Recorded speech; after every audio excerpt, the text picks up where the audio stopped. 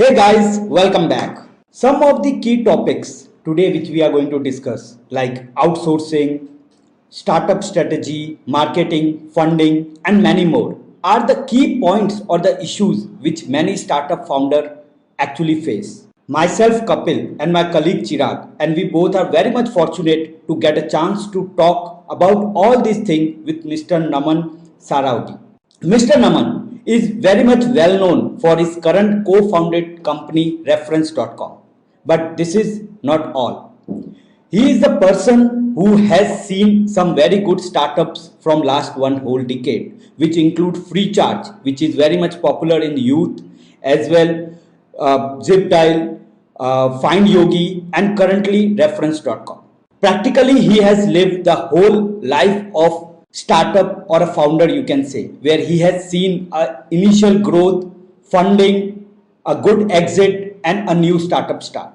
So definitely from his life and his experience, we all are looking forward to learn a good thing today. So hello Naman, welcome. Hey Kapil, thank you for having me. Yeah, how are you doing today? Very nice. Thank you. So, Mr. Naman, actually, the first question which come in my mind when I generally talk with any founder or people who have really seen the decade whole startup journey in India specifically, where you have seen 50x to 100x growth. So, how was your journey till today? Like, what has been like, in early 20s, why you chosen startup instead of corporate thing, and what you have seen the things have been changed now from past. How was your journey from past to till today? Okay, so I think when I was in college, I went to engineering college. Not a great college. I mean, you didn't need like a JE rank top 1000 to get into that college. I was sure that I wanted to start my own business. I have never seen my extended family, anybody having a job. Almost everybody has a business. None of them in technology, but whatever our traditional family business has been. So I knew I wanted to do business.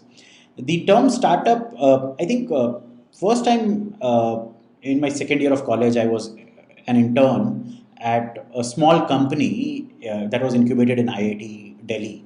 And that is where I learned the word startup.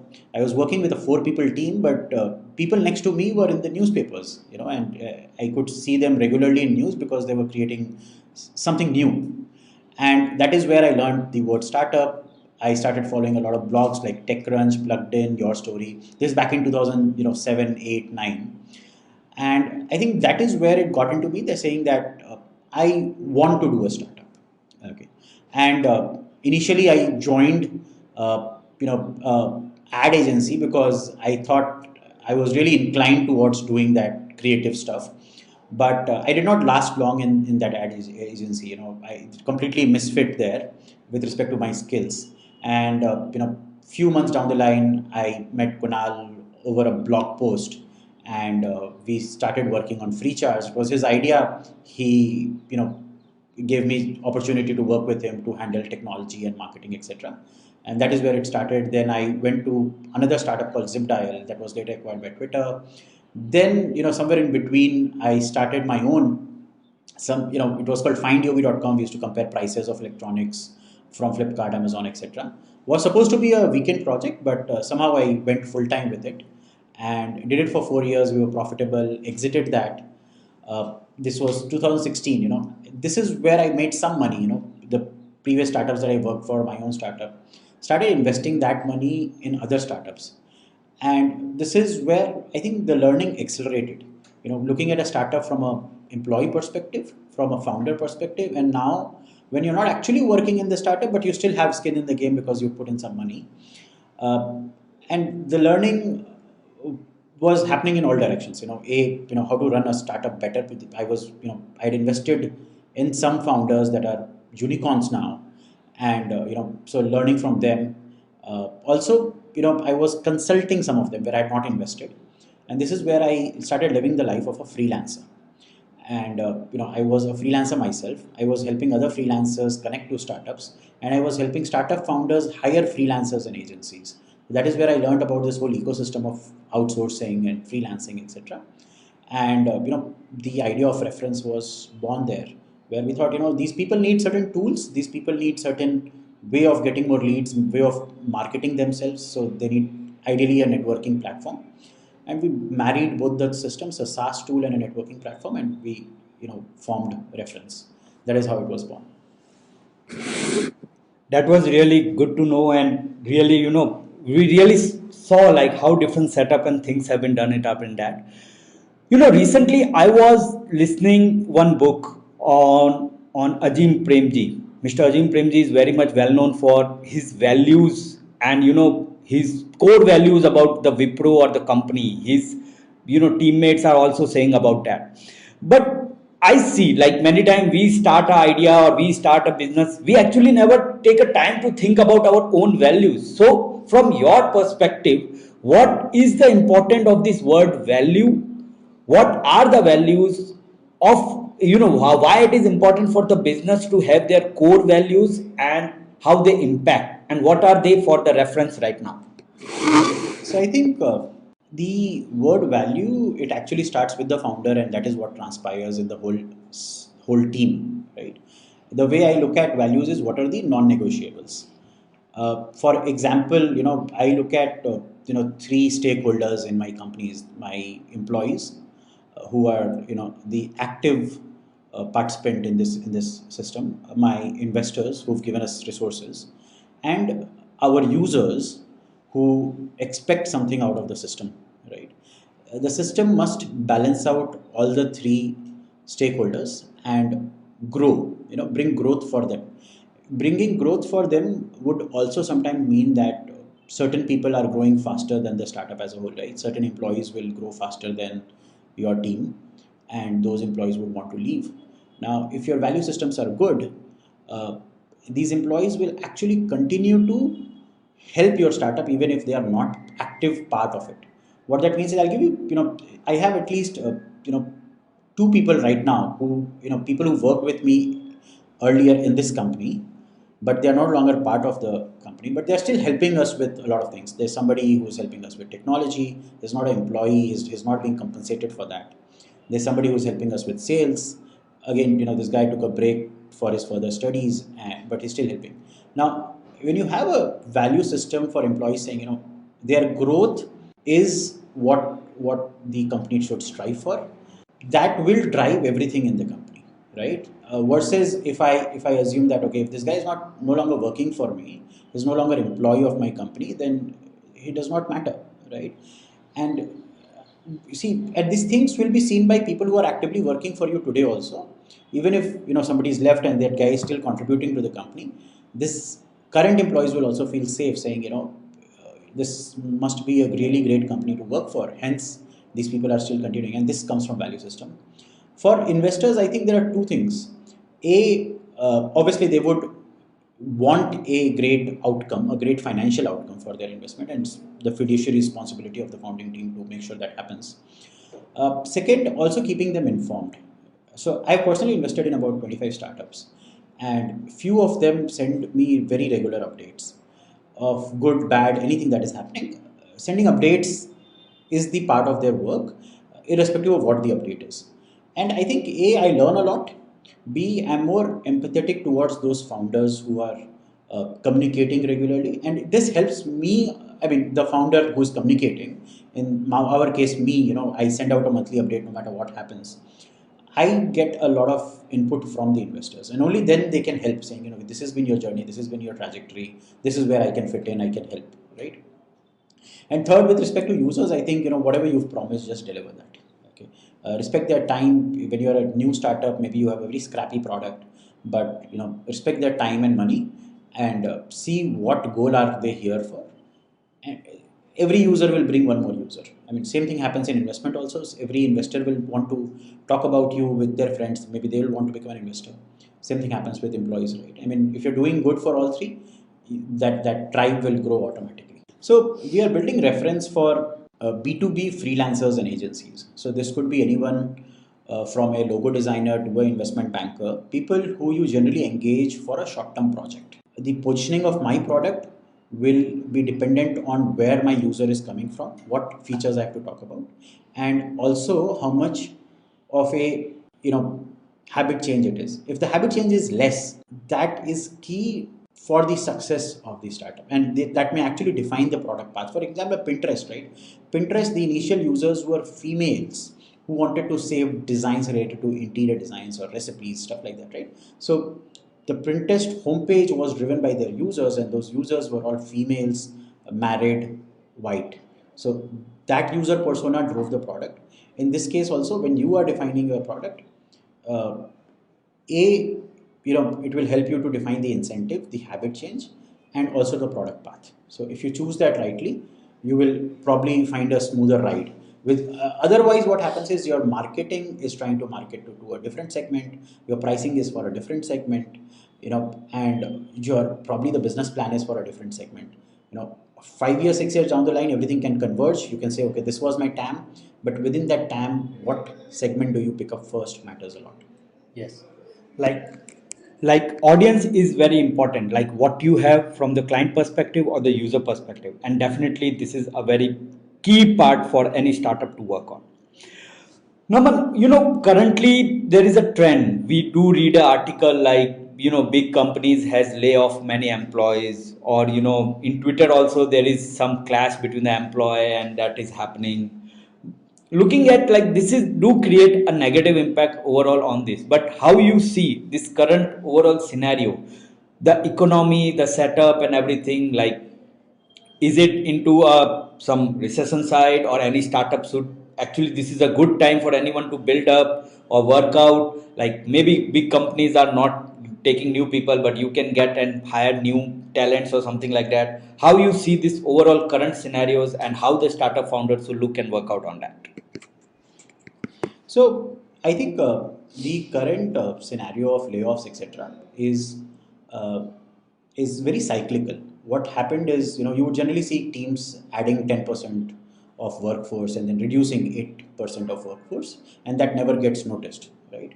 What happened in 2020 and 2021 is there was mass layoff from certain industries. Let's say, if you're working in the travel industry, 2020, 2021 was bad. Now suddenly there is a lot of hiring happening. Similarly, if you were working for software that enabled to work from home, 2020, 2021 was a boom period, and now you see that is dying out, right? Now, as a founder, if there is a boom period and there's a lot of demand, I will be very optimistic about the future also, and that would mean I would hire a lot of people. There is better cash flow than a stable market. So, and I will be more optimistic saying, there are three more things I was thinking about. I can build all three. Hence, I go and expand my team. When the market settles down, uh, suddenly the optimism reduces, right? Or at times my cash flow reduces. Hence, even if I'm optimistic about the future, I cannot fund the future. So I will need to cut down on my team, and hence the firing is happening. The Twitter saga is a little different because I think the company was maybe struggling financially. I haven't dug deep into that. It was a little different, but if you look at that, Facebook has fired few people, and Amazon, the news came out. I think they were also hiring very aggressively. Also, the salaries, especially technology related salaries, if you see, was growing at a unprecedented rate. Now, when everything is normal, those numbers become very difficult to justify. Now you have to look at whether I focus on not firing these people because I have some responsibility towards them, or I focus on making sure that the company survives. Right. So if I have to make sure the company survives, I have to lay off people, and that is, I think, absolutely part of the cycle. Right. So, what do you suggest, like, or what do you think? Like, there are some news about, like a world forum and that all thing, who say like it's like a recession or it's not a recession, we are moving toward or something like that. So, what do you think? Like, being in India, because India has a good economy or that setup or something like that. So, is it good, or like, is it a good and stable time to move forward? What do you think on that particular economy for? So I think we cannot predict what is going to happen. From whatever I'm reading, the impact on US will be higher with respect to slowdown, and Indian markets have a new domestic demand coming up, so the impact will be lower. But again, this is very difficult to predict. Also, if when we say that if US is going to have impact, the Indian SaaS companies are going to have some impact because most of their money comes from the US market. And if Indian SaaS companies are going to have impact, then the Indian services companies will also have an impact. I mean, it's like a snowball effect. But again, this is very difficult to predict. exactly what will happen, say when will it happen. A lot of people were expecting some slowdown during corona, but there was a boom period. People were expecting some slowdown in October last year, but I think the slowdown came in April. So you missed the boat by 6 months. So instead of actually trying to predict, we should learn to maybe react faster. Okay, if a client has just cut down a big project, you should see where you can reduce your cost, right? And instead of taking maybe 2 months to figure that out, you should probably react in 2 days.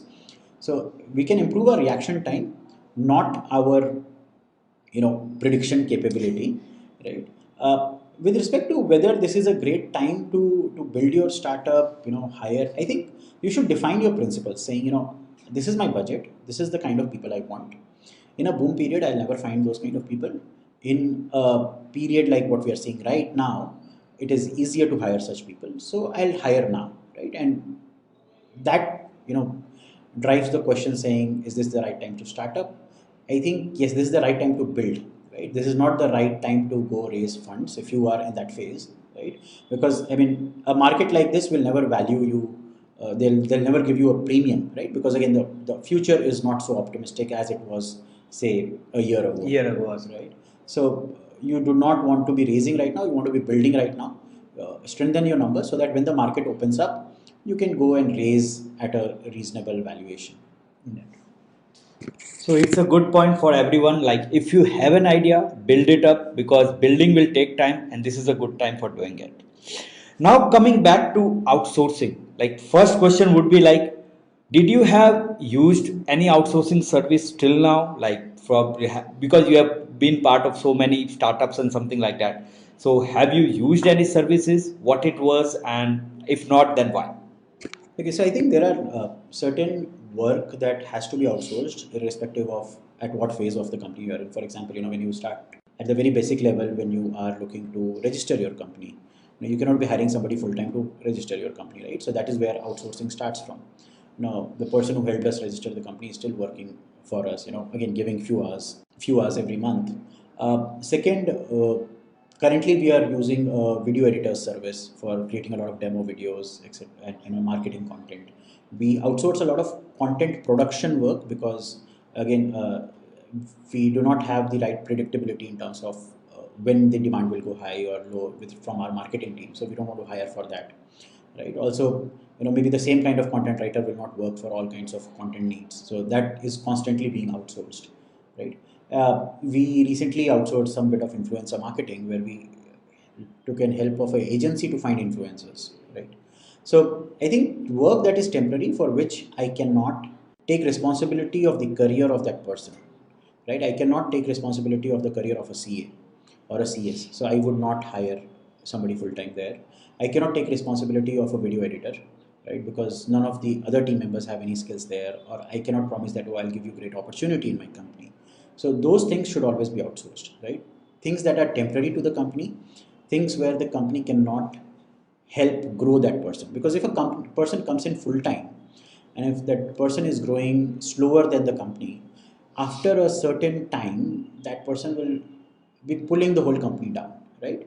And it will destroy their career also, and it will destroy the environment of the office also. So it's best to outsource such work, right? So one more thing is about skills. When you outsource things, you will see that you will always get better quality people than when you are trying to, say, hire somebody and trying to train them from zero, right? So the outcomes are faster. It's only about, some people don't get comfortable about having people in office versus having to remotely working with them. So once you are comfortable as a founder doing that, you'll see that outsourcing is very, very beneficial. In my past experience or something, I really found like people who are in US, like they have two reasons to outsource. One, the price and this that thing there definitely is there, price and skill. Second, many times people come up like this is my startup idea, this is something I want to create, something like that. You develop and like but that same confidence I don't see in the Indian startup to just like, okay, this is my startup idea, and they don't want to outsource. They think like my idea will get copy or XYZ will happen or something like that. So do you think like outsourcing is a like can be an issue for Indian startups, or like Indian people not going up, like people should not go for a technology outsourcing easily, or they should keep it within in-house, or what do you think about that thing or that mentality? Okay, so I think the arbitrage is always there. If you are, building a company in US and you try to outsource your work to India, even the US founder is thinking, saying that certain parts of my product or my idea may get copied, but the price arbitrage is so huge there that maybe this fear doesn't count as much. Right? And in India, the price arbitrage is not there. Instead, if you look at it from an hourly rate perspective, hiring a full-time employee may be just cheaper than actually outsourcing the work, right? And now you add to that the fear that my idea might get copied, and obviously when an Indian person is looking at an Indian company, there is more context about the idea, there's more context about the market, so the chances of getting copied is higher. Does it matter? No. You may get like 3 to 6 months of headway with respect to, especially if you're trying to build like a very large product in a very large market. Your ideas getting copied would not matter. Okay, I mean the idea sometimes is so broad that just the technology piece of it won't matter. Uh, it is a mix of again how do your understanding of the audience, how you market to them, how you uh, actually position your product, right? What channels are you using to attract those audience, and those things are not exposed to your outsourcing partner, right? So it would not matter as much. If you're a technology company, I do not think you can outsource that work because that is your core product. Your technology going out in the market is the core product. I think if is a services company, building a small part of it that is very generic to other companies also, other products also is fine, right? Some say you want somebody to manage your analytics on the product, or you want somebody to help you with integrating a certain payment gateway in your product, and you outsourced your work there. That I think is fine. But if you say, oh, I am creating a competitor of Asana, and the core product of task management that itself is being outsourced to somebody else, I think that will be difficult. It's like, uh, see, even in house when the developer is changing, there is a lot of work and there is a lot of knowledge that gets lost. If you're outsourcing, this will definitely get lost. Okay, I'll give you an example. So I have a company, a friend's company, where I own a small stake. It's an insurance brokerage company, and we are trying to integrate all the insurance providers there, right? And I talk to this person like once in a month, and every time he's been trying to integrate these products for a long time now. It's been about 1.5 years. Now the insurance companies' technology is outsourced. All the large insurance companies of India. By the time this person ends up integrating, with one company, some other company has changed their outsourcing partner.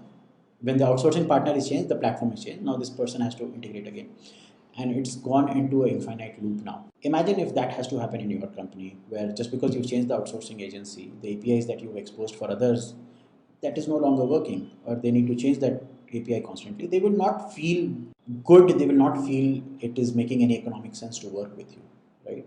So in such cases, I think having a full-time in-house team is the only way out. Uh, Maybe some people who are temporary is okay. Some people who come in for certain kind of skills, like say if I have a DevOps person who's helping me optimize my servers, etc., that is common across. That has nothing to do with what product I'm building.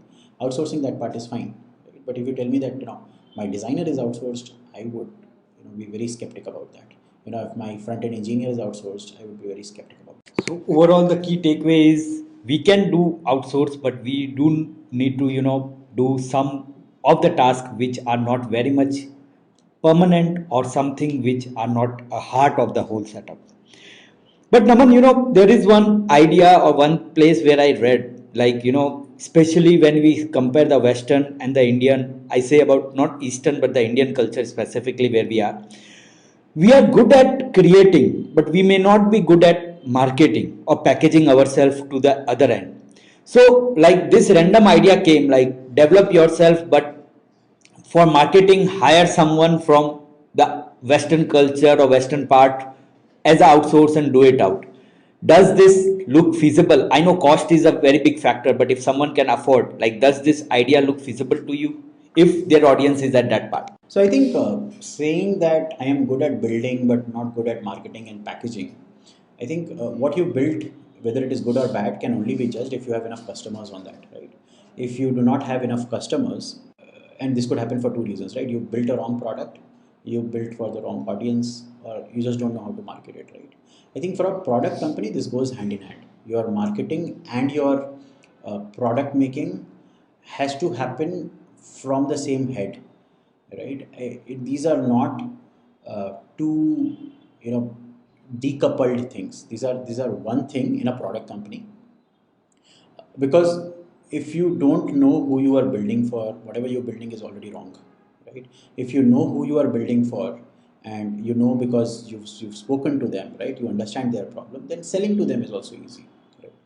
Now if you're building, your question is more respect to, building a SaaS company in India and then marketing it to the Western market. Yes, having somebody who has an understanding of that market will help you grow faster, will help you sell faster, and that is the core product, right? If somebody who knows how to market to them, how to sell to them, they will be capable enough of getting the product also made.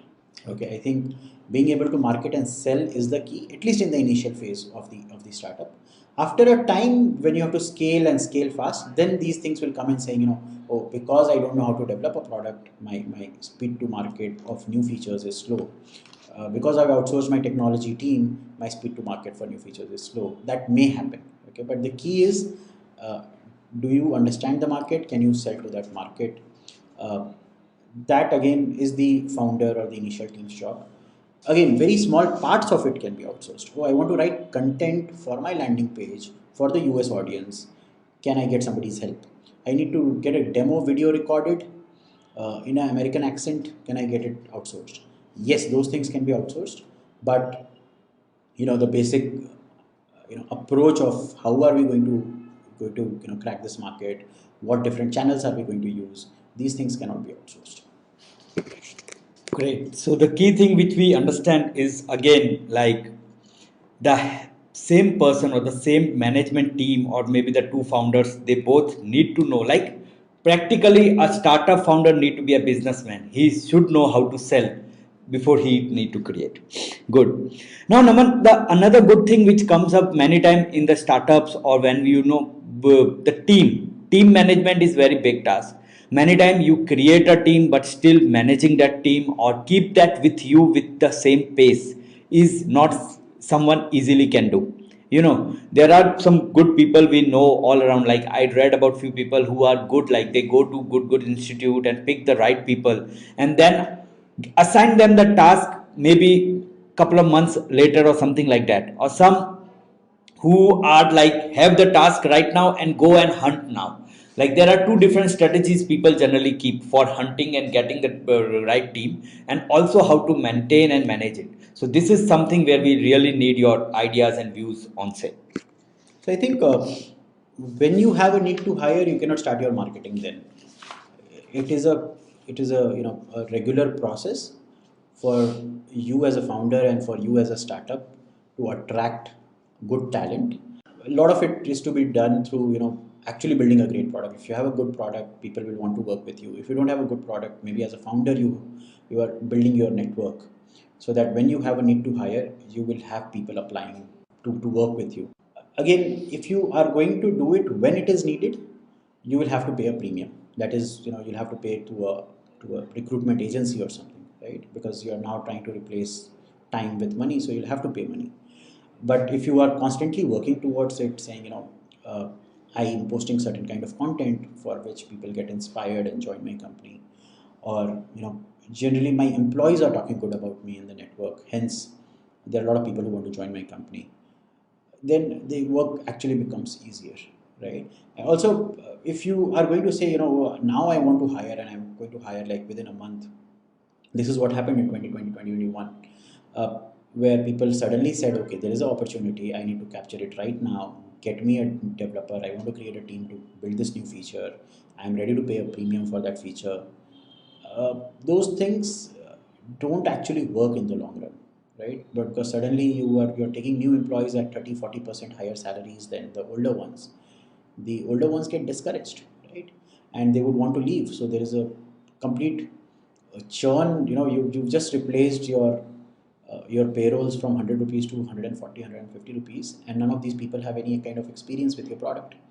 Right? So that is not a great thing to do. But if you're constantly trying to market yourself, you will see that people are willing to work for you, not just for that salary premium, right? People are willing to work for you because you are a great place to work at, and people will be willing to refer you as an employer to their friends and family if that work towards it is constant. You cannot get up one day and you say, oh, I'm going to hire today. That never works. Maybe for a particular skill you can say, okay, now I'm hiring for copywriters also, but at that moment people should already know that you're a great employer, right? So it's again a very constant kind of work. So, like if we keep it constant pace, then we definitely attract the right talent and work around on it. And we do not need to worry to, make a team management or something like that. That we all need to learn and proceed. And definitely, I see the same environment in his office right now where we are sitting. So Naman, now this is a second phase. Like we have actually divided this whole scenario into something. So now we have some rapid fire type of mode, some small questions. You can just give whatever comes in your mind first, and we try to keep it a bit fast and quick as possible.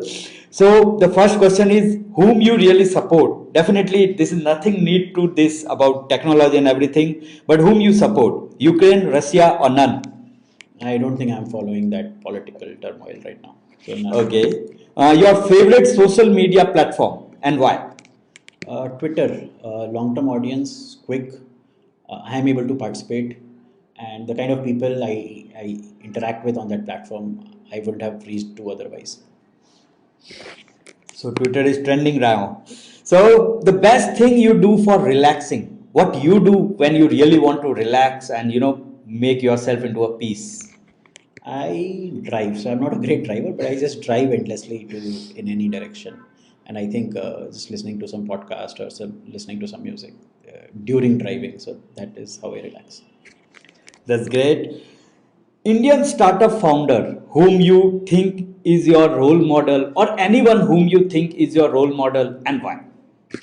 I think amongst Indian founders, I would definitely say amongst the new ones and I've interacted with is Vijay Shekhar Sharma of Paytm. He's also an investor in our company. I started my career with competing. Freecharge was competing with Paytm, and I was in Freecharge. But I think the sheer uh, the size of problems that he tackles and the size of market that he wants to attack, right? I think that is very inspirational, and he's been at it for quite a long time, right? I remember initial interactions with him when he's just launched a recharge website called Paytm, and I said, why would you want to do this? There are enough players doing this. And he said, it's just a foot in the door. I want to create a bank out of this. This is 2010 or 11 when he said, I want to create a bank out of it. And I thought, this is stupid, right? I mean, recharge website se bank kaise banta hai? But, now I can say he had that vision all along, right? So having that very, very large vision, chasing it, and, actually winning it. So I think that is very, very inspirational.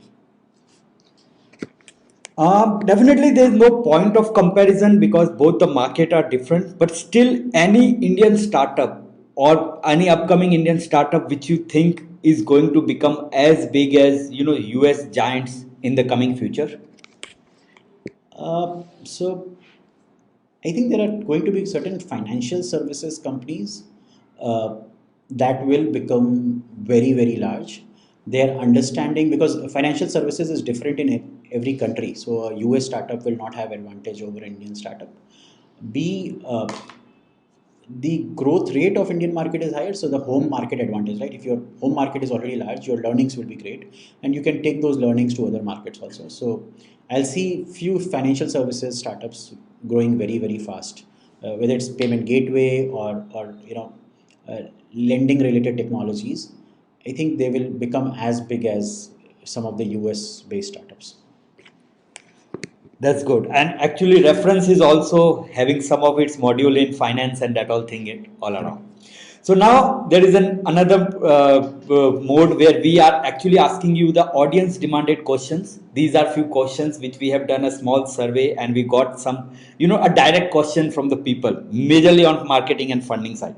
So the first question is very, a layman type question, but very basic to everyone. I have an idea, I build it. Now, how to launch that idea?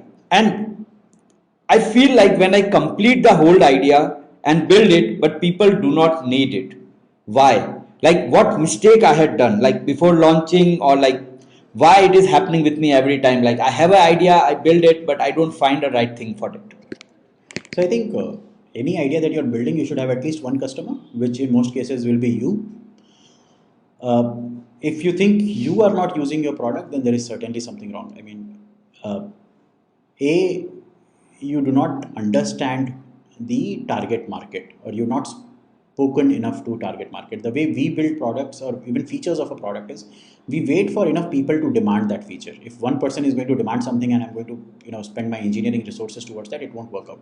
So when you decide what to make, you are actually doing this cost benefit analysis, right? Saying I'm going to invest 1 lakh rupees worth of my time in building this. Can I attract 10 lakh rupees of revenue with this?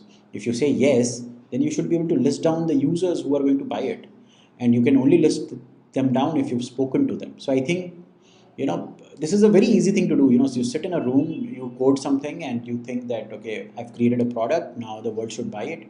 It doesn't happen like that, right? If you look at how many toothpaste companies have been launched till date versus how many we as users have ever used or ever heard of, right?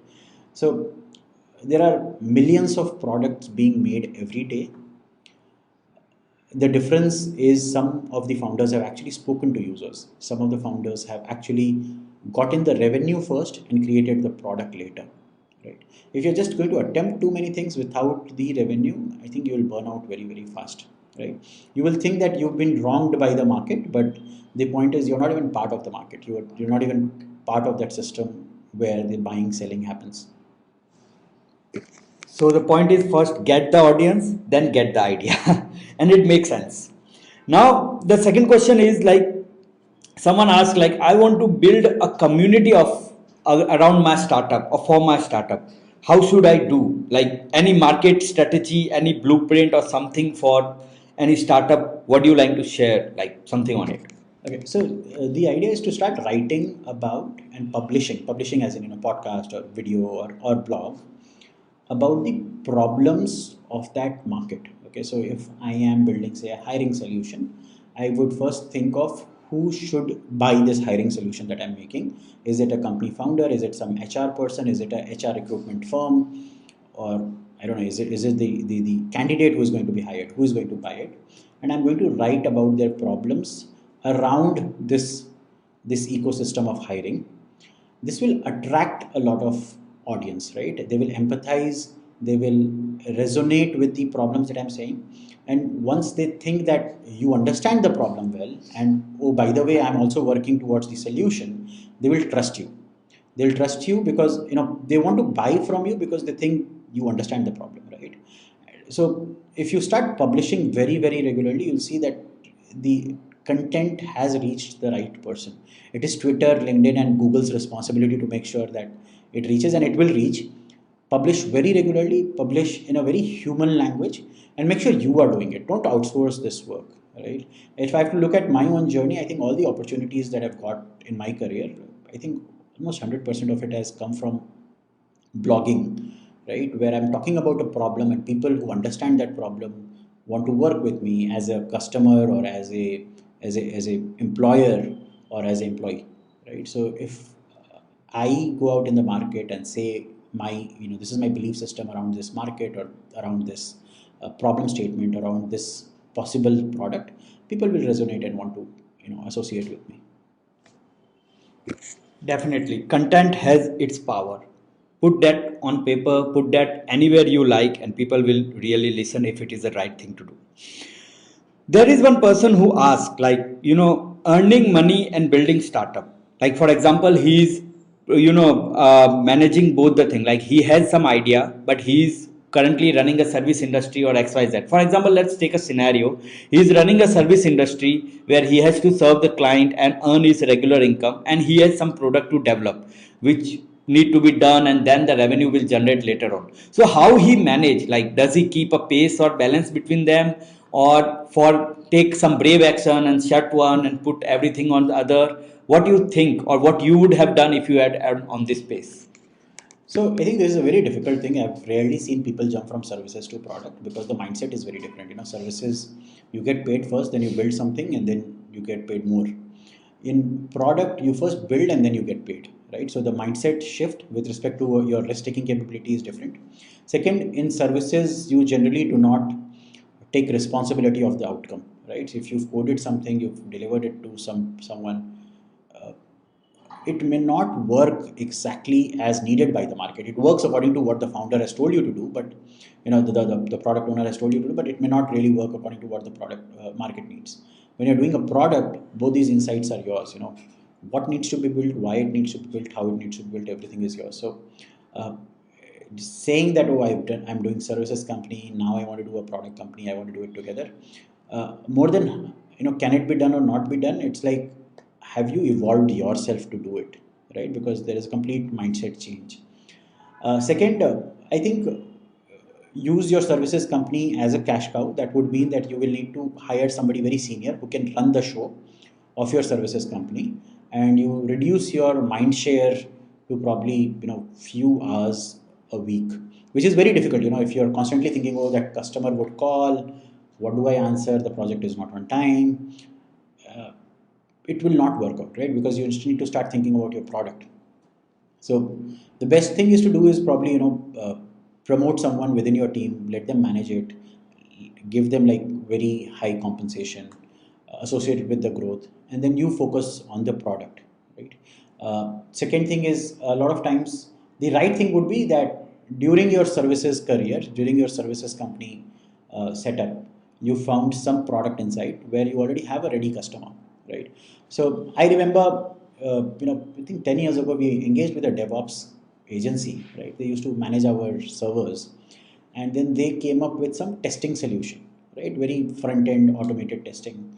It was basically a browser plugin that would just test whether all the pages are, uh, all the links are fine, all the pages are fine. That's all, right? And they sold it to us for like, would you pay me $10 for this product? I'm like, perfect, right? Because this saves me a few hours after every deployment.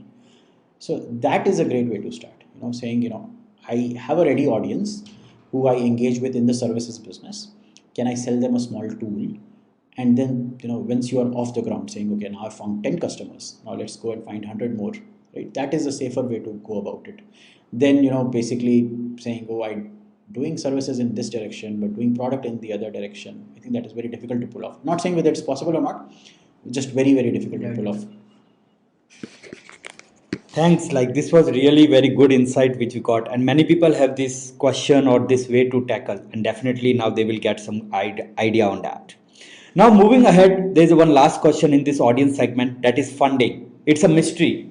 Naman, many time happen we read like you got 50 million, like someone get $50 million as a funding or something like that. They got this thing, that thing. So are this is a real cash? What is the terms, conditions? Like what are the usual thing which we need to keep in mind? Where to go for this like funding? When to go for funding? There are many questions come around on that. So what do you like to say about this particular topic, like funding? So if you're completely disassociated from this whole ecosystem, saying, where does funding come from? Are these real money or not? Then you should not chase this market. Okay, you should focus on building a product, and you should focus on getting customers for that product and making revenue. Once you've done that, and once you've reached certain scale, that certain scale could be, whatever, I mean, it could be, say, a few lakh rupees of profit every month, or whatever the way you want to define it. Now look at yourself and say, do I want to grow 10x from here? Do I Is there a market for this product to go 10x? Do I have the resources for it? Now if you think, yes, I want to go 10x, yes, there is a market for going 10x, and I do not have resources, only then you look at funding. Okay. Otherwise, funding is like a optional thing. Not every company should get funded, externally funded, and definitely not few $1 million like the way you said, right? So if you think that I have a product, there is a need for a market, but I do not have the resources to build it, then I would go and look for funding. Once you are out in the market for for getting funded, I think few conversations are very easy. You look at, I mean, just Google up. If you know a company who their investor is, it will show up on Google. Write them a cold email. If you know nothing, right? Write them a cold email. You will learn something. Okay. Is this real money? Yes. Is this somebody's hard-earned money? Yes. Are people expecting it to be returned? Yes. Does it get returned? In 90% cases, no. But in the 10% cases that gets returned, it changes the course of human race. So if somebody funded Google, I mean, it's difficult to imagine the last 10 years of the internet world without Google as a company or Google as a product, right? And somebody funded it. Somebody funded few $1 million there, right? If somebody bought out Instagram for $1 billion back in 2014, I think uh, again, it's difficult to imagine what a billion people would be doing with 30, 40 minutes of their life, right, if they are not on Instagram. So these things change the course of the human race. So yes, a lot of money is required, a lot of habit changing is required, hence a lot of incentivization is required, so a lot of funding is required. uh, can it be done easily? I think let's put it this way. How many people have played for the Indian cricket team, Indian national cricket team, since 1975? So 1975, the World Cup has been happening. I think the number is less than 300 people. Less than 300 people have ever played for the Indian national team. Is it difficult to get into? Yes. Similarly, how many people have created a large, successful, funded technology company? The ratios are very similar. Okay. Sustainable company, the ratios are very similar. So it is a difficult thing. Just because we think, oh, we know how to code, oh, we know how to get few page views on the internet, I can also get funded. Not entirely possible, right? So uh, again, if you're chasing a large market and the world needs that change to happen, you will get funded, and the money will find you. Right? So the last line, like money will find you, is really a takeaway. Like definitely we need to focus. Like we should have customer, we should have audience, and things will happen automatically. Focus on your business and go on. With this, we are in the last round. Naman, we have added some twist in this round. This is a recommendation round. Why we have added? Because you have a very well-known network, and we need our audience to get benefit from it. We will just ask you some basic recommendation, and whichever person will come or whatever thing come in your mind first, do let us know. So the first one is, if someone come to you and say, I need a mobile and a web get developed, whom you will recommend? Okay, I really want to understand more about the product before I can recommend somebody. So the way we look at it is, what market are you building for? What is your budget? How fast do you need it? Are you working on a new to market product where your thoughts are evolving as a product person, or you are going to tell me that I need to clone this product into my product, right? So based on that, I think the answers would differ. Definitely, that makes sense. So, like for example, let's make it a bit simpler. Like someone say, and like someone from a regular market or a regular traditional business is there, and he say like, okay, I know Facebook ad or digital marketing is doing really good, and people are my competitors are getting some online sale or something like that.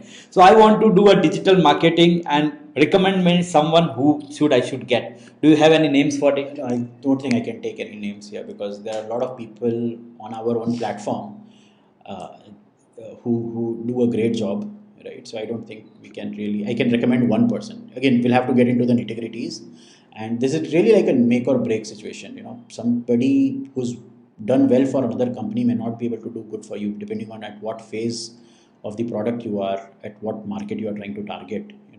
The answer will really differ. Definitely, that actually makes sense, because many questions, many time what happen, like people come to us when you are in this technology world. People say, "I want to make website. How much it will cost?" But there are hundreds of scenarios or hundred of questions or options which they do not take it up. Any good business book which you recommend someone should read or people should read? I think about startups, there's a book called Hard Thing About Hard Things. Uh, it will actually give you some perspective. If you're a very early stage founder, or if you're even a mature founder, it will give you some perspective, saying that the problems that you're facing, you're not the only one facing those problems, and it's actually common across the ecosystem. So you'll resonate well with the book, and the book has a lot of answers to such questions.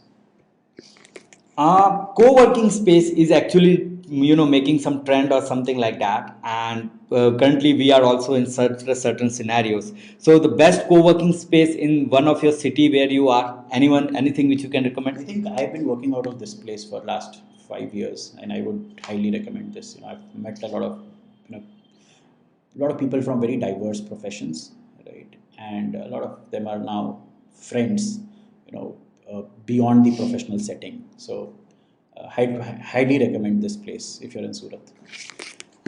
Just for all information, this place name is Ikagi, and I really like the overall environment and everything. And Ikagi comes from a Japanese book where it means focusing on things which you are good at. Definitely check out this place. With this, I really like to thank Naman for his time and everything. And I have just a ending question, which is a very common issue for all our listeners. Time fly quickly. How to make a target, like the goals or target, and how to keep ourselves inspired for sale. That is a big issue which happen many times when you are working on any idea. You work on some particular thing for many months and you do not realize like time is flying. So how, Naman, you are keeping yourself motivated, how goals you are creating, and like how you want others to see that particular thing? I think with respect to what I am building, the larger goal is how can we make people independent, right? Today, when a freelancer who has great skills, if he cannot market himself, he goes and joins a larger company or an agency. Unfortunately, such companies are mostly in larger cities, right? At least this last 2 years during Corona, it has taught us that developers could be hired from anywhere. I'm not sure about other professions, but at least developers could be hired from anywhere, right? But in all professions, if people can market themselves, can attract clients from where they are, they'll become independent. They will grow better and faster in their own skills, not having to join larger company, which means they'll not have to migrate to a different city, right? Now when you imagine this, is this possible for a large audience? I mean, today India has about 25 million freelancers, but I think the market is at least 10 times bigger, right? Where and once you actually stop migration, right? Yes, there can be free flow of ideas, because with migration, ideas and cultures also flow to a different geography. But it also puts pressure on a lot of larger cities, right? What you're seeing with Chennai and Bangalore and Bombay with broken infra, this is actually a side effect of all the migration that is happening. If I just focus on, I actually look at the problem that way, okay? Saying if this platform becomes big, the solution to there it will become a solution to problems that are not related to it right now. Okay, so maybe general pressure on the infra in large cities would reduce. The earning capacity of certain individuals who become good freelancers will improve, right? Because what happens with freelancing is you're also distributing the risk in the economy, right? As a large company, can I hire 10,000 people and take the risk of keeping them all the time, right? Versus, can I hire only 5,000 people and the rest of the 5,000 people will be outsourced? So the risk is distributed, right? And if every person can take the risk of the economy, I think every the overall outcome becomes better, More because stable. yeah, things are more stable, as you said, right? So if you look at that larger picture, it will keep you motivated. Obviously, other things will not keep you motivated. If you say, oh, I'm going to spend 10 years in this, and then 10 years later I'm going to become rich, and I'm going to I mean, there is going to be financial outcome, or I'll have this great power. You don't even know if 10 years later you want that. I mean, I as a person today versus I as a person 10 years later, do I want the same thing? I don't know. So that wouldn't be a goal worth chasing. But if you look at the larger good that happens in the society, you will drive your inspiration always from there. That is really a good point, and definitely we can take a note on that. Like, many times we make a goal of finance, and we make a goal like I want to achieve this or that. That can be a part of your journey, but the inspiration will really come with a reason. You should have a reason to run your ideas, and once you keep the reason in front of you, this will be done. With this all, I would like to thanks Naman for his precious time and for his whole experience and things which he has shared. I like you all to please visit reference.com. This is really good and it will be helpful for you all to connect, to do the billing, to use the tools. There are free products and there are premium. Do use that. Do connect Naman and us on LinkedIn. I will be share all detail with the post, and stay tuned and keep listening. Any ending notes from Naman? Please say it. I think I really enjoyed talking to you. So thank you for having me. Thank you. Thank you guys. Thank you everyone.